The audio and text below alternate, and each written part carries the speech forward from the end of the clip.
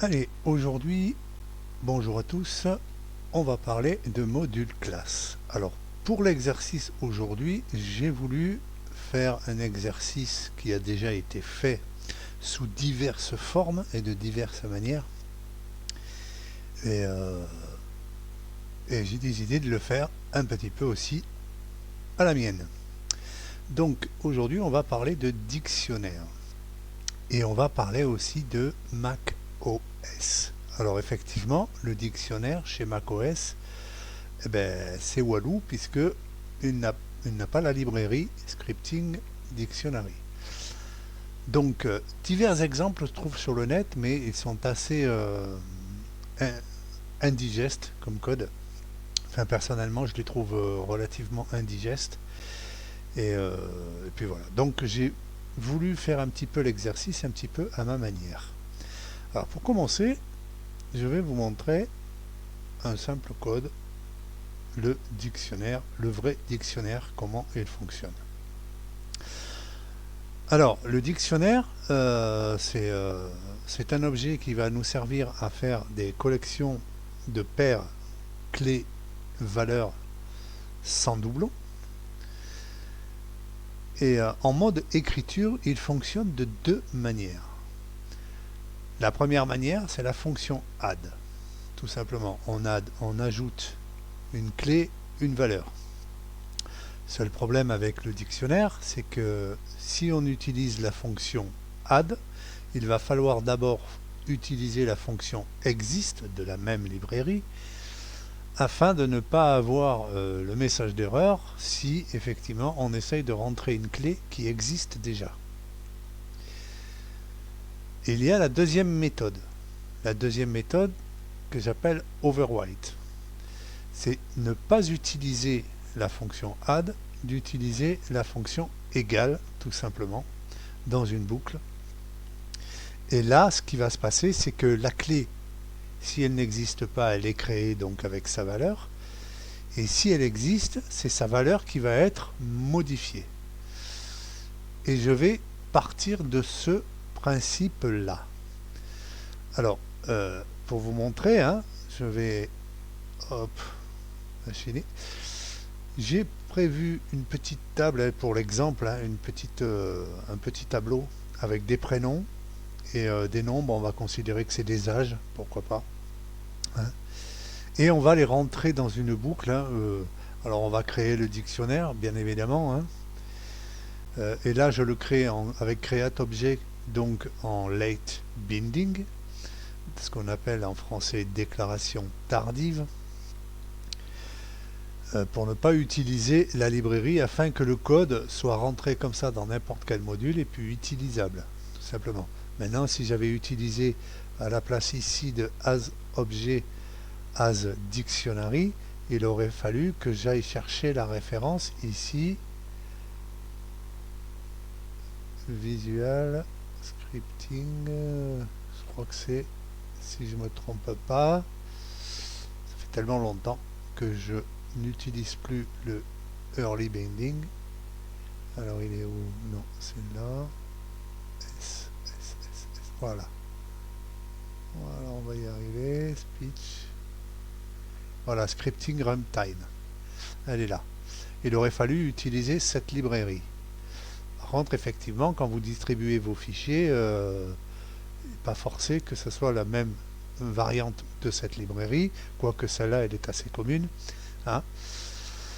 Ou tout simplement, si vous distribuez à quelqu'un et que quelqu'un a un Mac, eh ben c'est perdu, ça ne marchera pas du tout, puisqu'il ne possède pas la librairie. Donc il ne peut pas travailler ni en late binding, créer le dictionnaire dynamiquement, ni avec la librairie, la référence activée, puisque elle fait appel à cette librairie-là. Donc d'une manière ou d'une autre, pour Mac, ça ne marche pas. Donc le projet, c'était de faire pour Mac un dictionnaire. Et puis finalement, bon an, mal an, j'ai rajouté des petites choses qui sont intéressantes. Et notamment, une chose intéressante, grâce à Dranreb, notre camarade Dranreb, nous a donné une petite manœuvre à faire pour utiliser le le dictionnaire, enfin la classe dictionnaire avec une propriété par défaut. Et là, je vais faire un test tout simplement avec le vrai dictionnaire. Alors, je vais rentrer en mode overwrite, bien entendu. Et là, je récupère toutes mes clés dans un message box pour l'exemple. Et vous voyez, je n'ai pas de doublon. Je récupère les items correspondants et on voit bien que Toto a pris la clé. Il est où Toto? Il a pris la valeur 34 ici, on va le voir de toute façon. Toto 34 en overwrite. Comme je vous disais tout à l'heure, si on entre une clé en mode overwrite qui existe déjà, c'est la valeur qui change. Voilà. Et là, après, j'affiche les messages. Dico Toto ou DK0. Alors, le dictionnaire est en base 0. Le vrai dictionnaire. Passons maintenant à ma classe. Alors, pour le coup, je vais vous montrer un petit peu la classe elle-même. Alors, qu'est-ce qu'elle contient comme fonction? Alors, elle contient la fonction add, la fonction exist, la fonction remove, la fonction case, la fonction item. Alors, c'est des fonctions classiques similaires au vrai dictionnaire de Windows Creating Dictionary. J'ai rajouté des propriétés. Bon, la propriété coût, comme le dictionnaire, la propriété overwrite item, la propriété cumulate item et la propriété sorting mode. Vous l'avez compris, on comprend facilement l'intention. Et de toute façon, on va y revenir. Et les fonctions spéciales, la fonction sort, la fonction keyItem reverse et la fonction toTable. La fonction toTable, elle va me transformer le dictionnaire en tableau, en arrêt de dimension x lignes sur 2 colonnes. La fonction keyItem reverse, elle va inverser clé et item, tout simplement. Et la fonction sort, vous l'avez compris, c'est pour trier. Et là, vous pouvez trier le dictionnaire en ordre alpha, en ordre croissant ou en ordre décroissant. La fonction items et la fonction case, vous l'avez compris, ce sont les mêmes que le dictionnaire, que le vrai dictionnaire. Donc elle renvoie les items ou les clés sous la forme d'un arrêt. La fonction remove, c'est pour supprimer un élément, une paire, une clé avec son item. La fonction exist, c'est pour tester de la même manière qu'avec le vrai dictionnaire si la clé existe. Et la fonction add, c'est tout simplement pour ajouter. Voilà. Et là, je reviens sur la propriété par défaut, sur la petite manœuvre à faire que DranReb nous a donné dans la discussion. C'est à savoir la case par défaut, c'est-à-dire la propriété, la fonction case que j'utilise de la même manière que le vrai dictionnaire, va être attribuée à la classe par défaut. C'est-à-dire que si j'appelle, au lieu d'appeler dk.key Toto, je vais appeler dk. Entre parenthèses Toto, tout simplement. De la même manière que je le fais ici avec le dictionnaire, ici par exemple, j'appelle la valeur de Toto du dictionnaire, et je n'ai pas de fonction intermédiaire, ni clé ni item ici, vous voyez. C'est pas .keyToto. Donc effectivement, tandis qu'avec une classe, on était obligé, si j'utilise pas cette manœuvre, je suis obligé d'utiliser dico.keyToto, par exemple. Donc cette astuce va me permettre de fonctionner réellement comme le vrai dico. Et on va le voir tout de suite. Voilà, ma classe s'appelle pDictionary. Je vais créer le dictionnaire avec ma classe et non plus avec le scripting dictionary. Et là, je vais faire pareil. Je vais reprendre la boucle de remplissage et je vais remplir mon dictionnaire avec les cellules de la colonne A et les valeurs, ça sera la colonne B. Hein. Et là, je fais pareil, si vous regardez ici, je fais pareil que ici. Hop. Je fais exactement pareil, le code c'est le même. La seule différence, c'est que moi je suis en base 1 hein, pour ma classe, et le vrai dictionnaire est en base 0. Donc le premier item dans le vrai dictionnaire, c'est l'item 0. Le premier item chez moi, c'est l'item 1, tout simplement. Et sinon, tout le reste, c'est pareil. Voilà. Et là, vous constatez que je n'utilise, quand je vais appeler ma classe, mon instance de classe d'ICOP, hein, je ne vais pas appeler .case, je vais appeler directement, entre parenthèses, la valeur de la clé demandée. Allez, c'est parti, je vous montre. Hop. Vous voyez, c'est exactement pareil que le vrai dictionnaire. Je récupère mes clés, je récupère mes items, et là, vous voyez, j'ai 45. Ça veut dire que j'étais pas en mode overwrite. Ah, ok. J'ai utilisé la fonction add, parce que pour ajouter dans la classe, je suis obligé de passer par une fonction. Alors, j'aurais très bien pu ici tester ifExist, puisque la fonction, je l'ai aussi dans mon dictionnaire. Mais par contre, effectivement, si je veux cumuler, enfin, si je veux changer la clé de la même manière que j'ai rempli mon dictionnaire ici en mode overwrite, et non pas avec le mode ajout, avec add, il va falloir simplement que je décoche ici, hein, que je mette la propriété de la classe overwrite item à true, et là vous voyez, si je relance la mécanique, j'ai bien ma liste de clés sans doublon, et ma clé Toto, elle est redevenue à 34, c'est-à-dire que j'ai écrasé la valeur existante de la clé Toto au deuxième passage de la clé Toto dans la boucle, tout simplement. Voilà. Si je veux, par exemple, hop, si je veux cumuler les items, à supposer que je veux garder les deux valeurs, j'ai la possibilité de le faire avec la propriété cumulate item.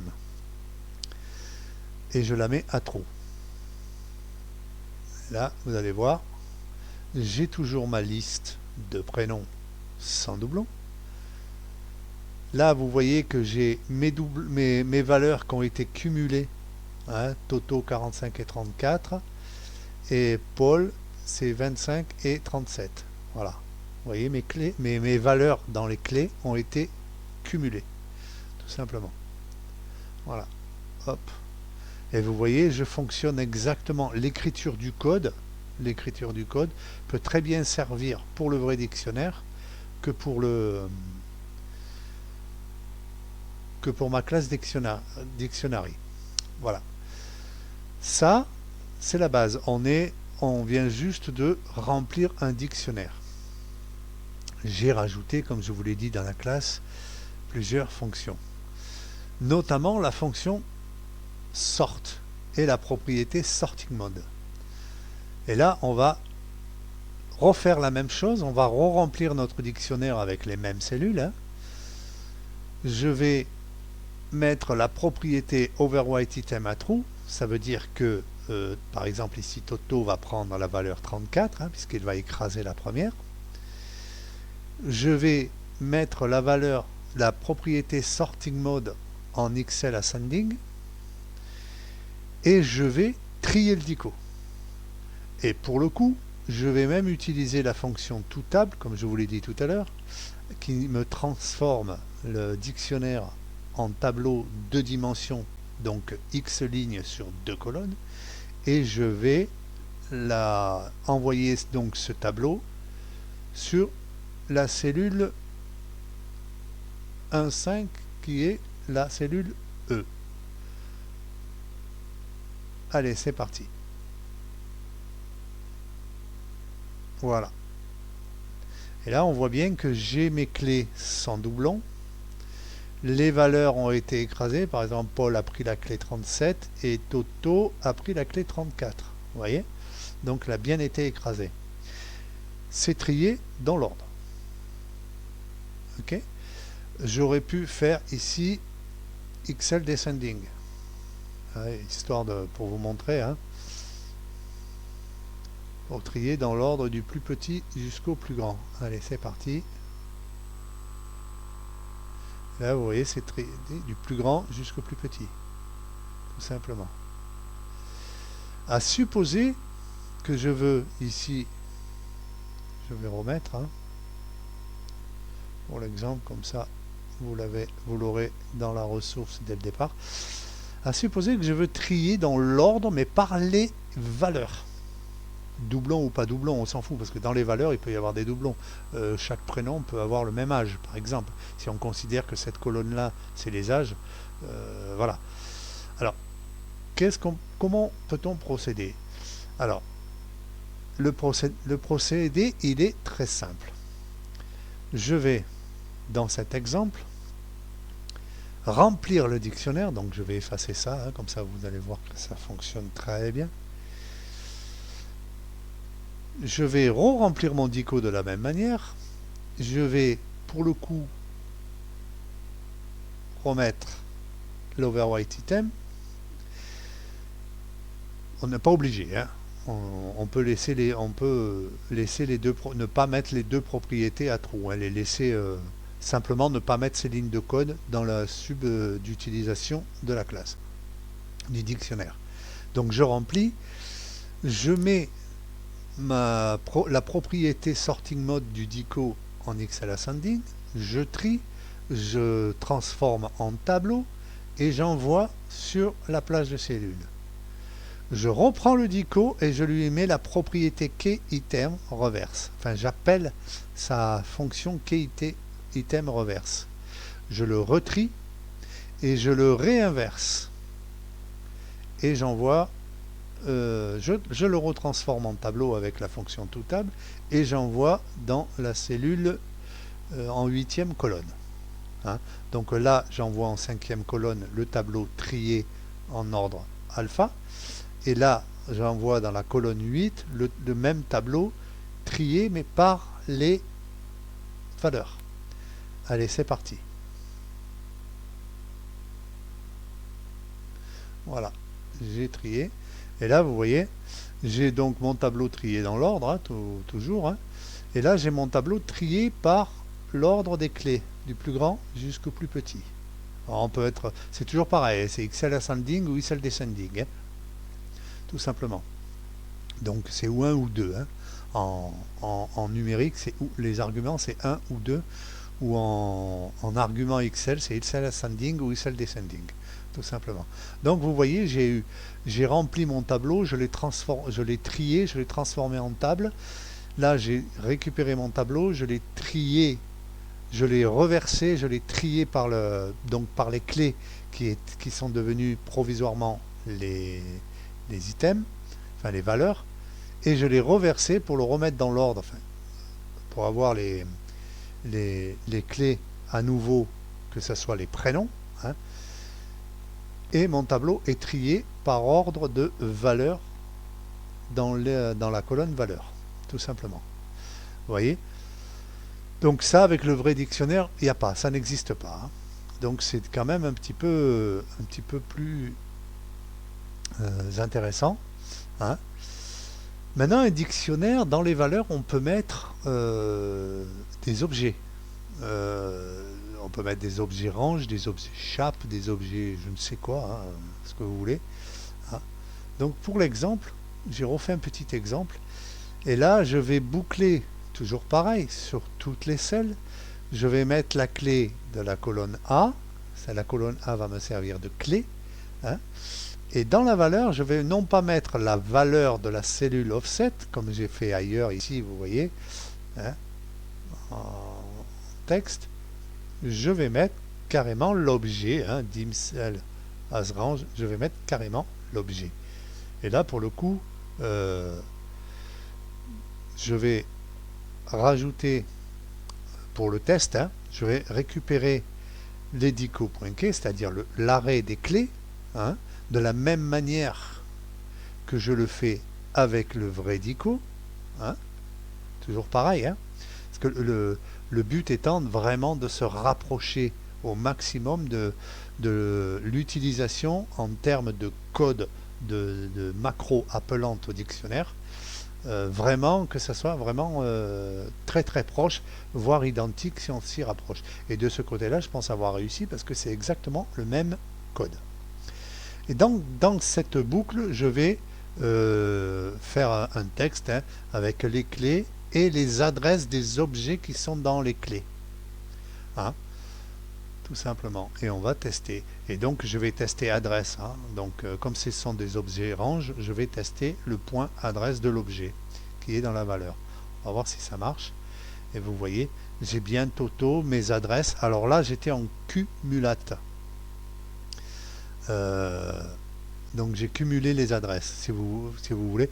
Par exemple, si on doit faire une recherche des mêmes valeurs, mais en voulant récupérer les adresses, alors parce que ça peut servir pour récupérer une plage de cellules, par exemple, hein, pour chaque valeur.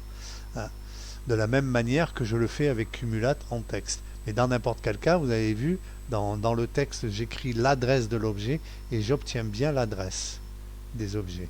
Donc vous voyez, dans les valeurs, hein, dans chaque paire du dictionnaire, la valeur peut être un objet, tout simplement. Voilà. Alors, pour le coup, j'ai fait un test ici, qu'item reverse. Pour la simple et bonne raison, c'est que j'aurais voulu trier le dictionnaire par les objets. C'est-à-dire les objets qui sont, malheureusement, pour trier des objets en ordre alphabétique du plus grand, en ordre croissant ou décroissant, c'est un peu, c'est absurde, puisque un objet reste un objet. Si je prends le premier objet du dictionnaire dans la première clé et le deuxième, si je veux faire la comparaison, il va me dire que ce sont les mêmes, parce que ce sont deux objets range. Ce sont les mêmes. Donc on ne peut pas trier un tableau d'objets, sachant que ce sont les mêmes. Et même de toute manière, le tri se fait sur une valeur et non pas un objet. Donc là, j'ai mis des avertissements, hein, donc j'ai tout protégé, j'ai tout bien bridé, de façon que selon le mode que vous allez utiliser du dictionnaire, hein, vous ne pouvez pas faire n'importe quoi. Hein. Donc je montre un petit peu le code. Hein. Alors vous avez la property get case, tout simplement, hein, la property get item. Alors ça, ce sont les deux fonctions principales, hein, avec la fonction add pour ajouter et pour récupérer. Hein, et la fonction remove pour éventuellement supprimer une clé. La fonction exist si vous tenez absolument à fonctionner en mode add. Hein, donc vous avez la fonction exist, vous le codez de la même manière que vous le coderiez avec un scripting dictionary. Hein. Vous avez la fonction sort. Alors pour la fonction sort, j'ai utilisé le mode kicksort, hein, au cas où vous utiliserez cette classe dictionnaire pour des grands tableaux, enfin des grands arrêts. Vous pouvez y aller, c'est du rapido bobo. La fonction qui a été item reverse, tout simplement pour inverser, hein, les clés deviennent les items et les items deviennent les clés, tout simplement. Et la fonction toTable qui va me transformer donc le dictionnaire en tableau. Vous remarquerez, hein, que dans tous les exemples que vous trouvez sur la toile, hein,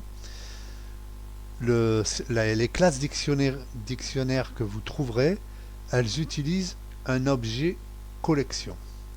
D'ailleurs, dans la discussion qui a précédé cette ressource, hein, que je viens vous proposer aujourd'hui, plusieurs membres d'entre nous se sont amusés un petit peu, même moi d'ailleurs, je me suis amusé parce que c'est le genre de choses qui m'amuse, à travailler un petit peu sur un objet, sur la classe donc dictionnaire, avec un objet collection. Moi, je ne travaille pas avec un objet collection, je travaille avec deux arrêts. L'arrêt des quais. Alors vous voyez, j'ai la propriété case avec un S, et la propriété item avec un S. Et dans le dictionnaire, le tableau de clés et le tableau d'item, c'est key et item, sans le S ici. Vous voyez, d'ailleurs, je suis en private ici, hein, et les propriétés case et item sont en public, hein, et elles sont accessibles par le get. Je reviens un petit peu sur le fait que je l'utilise ici comme le vrai dico sans utiliser le point case ici. Je n'utilise pas ici par exemple dico petoto. J'aurais très bien pu marquer point key toto. Normalement ça marche aussi bien. Sauf que je ne suis plus obligé parce que dans le module de la classe, et là cette comment dire, manipulation ne peut être faite que par un éditeur de texte quelconque, donc il faut exporter le module, l'ouvrir avec bloc-notes par exemple, et rajouter cet attribut-là. Voilà. C'est-à-dire qu'on va ajouter la case, hein, donc bien la getItem case ici, hein, la getCase, par défaut. Ce qui fait que je ne suis plus obligé de l'utiliser ici quand je vais appeler une clé avec en argument entre parenthèses la valeur de la clé demandée. Vous voyez? Donc effectivement ça me permet de fonctionner de la même manière, hein. Je ne sais pas si vous voyez, hein. Si je copie ça, hein, que je vais dans le vrai dictionnaire, hein, et que je regarde, hein, si vous voyez, si on peut comparer, hein. Voilà, moi je l'ai appelé vrai dico, hein, j'aurais très bien pu l'appeler dicopé aussi, hein, de la même manière. Mais vous voyez, je prends k et it égale dicokey et dicopoitem, pareil. Messagebox, je joins l'arrêt des clés, l'arrêt des items, hein, avec mon vrai dictionnaire. Je fais pareil avec ma classe. Quand je veux appeler une valeur avec une clé nommée, je fais pareil. Vous voyez, c'est exactement l'écriture en termes d'utilisation dans une macro, c'est exactement la même, tout simplement.